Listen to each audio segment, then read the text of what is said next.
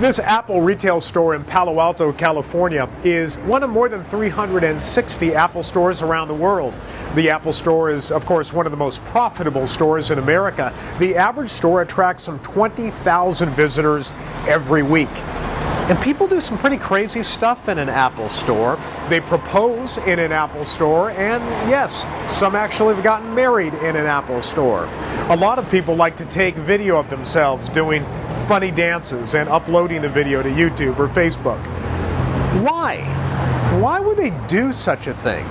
I believe it's because Apple, or more specifically, the folks in the blue shirts who work for Apple, the employees, the specialists, make people feel happy. They make their customers feel good about their experience in the store. And who doesn't want to feel good?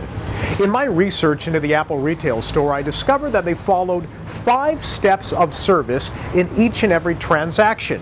These are steps that apply to any field, any company, in any industry. And I know they'll work for you. Think of Apple as an acronym, A-P-P-L-E. Those are the 5 steps, A-P-P-L-E. A, approach with a personalized, warm welcome. That means have somebody who is passionate and friendly greet guests as they walk into the door.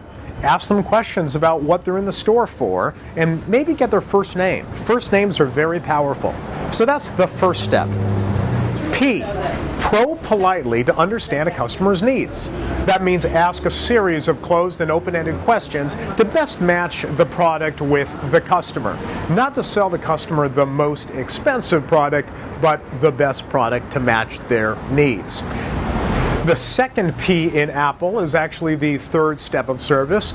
P stands for present a solution the customer can take home today. I love this step because so few businesses actually do it. For example, let's say somebody is a little reluctant to put down several $100s for an iPad today. A specialist or a sales associate at the Apple store might say something like, "That's okay.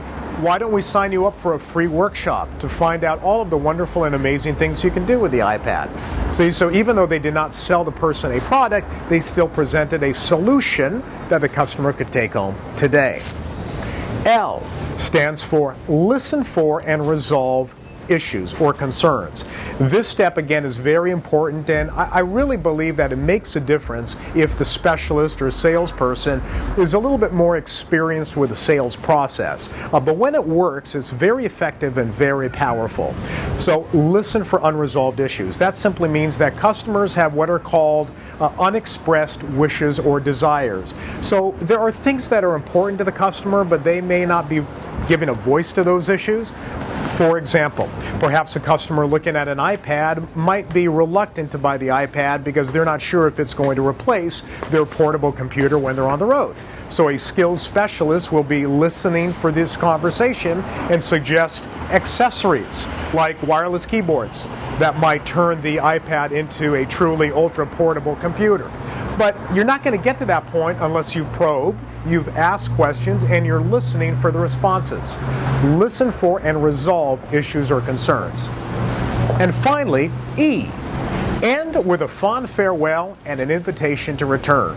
You know, the last thing that people remember about a conversation or a transaction is typically one of the most important things that will lead to a better perception of that particular brand. Now, that last part, end with a fond farewell, but an invitation to return, is really where loyalty gets built. For example, a specialist might say something like, "We know you're going to enjoy your new Mac.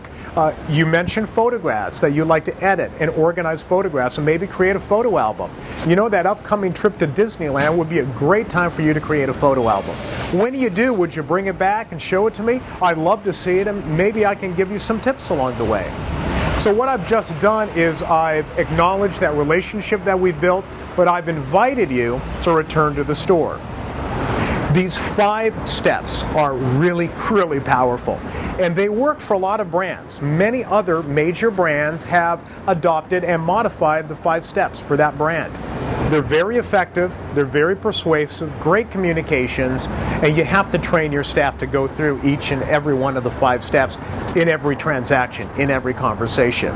I know they're going to work for you because they make people feel acknowledged as soon as they enter a store or do business with you. They make people feel appreciated and enthusiastic, and above all, happy.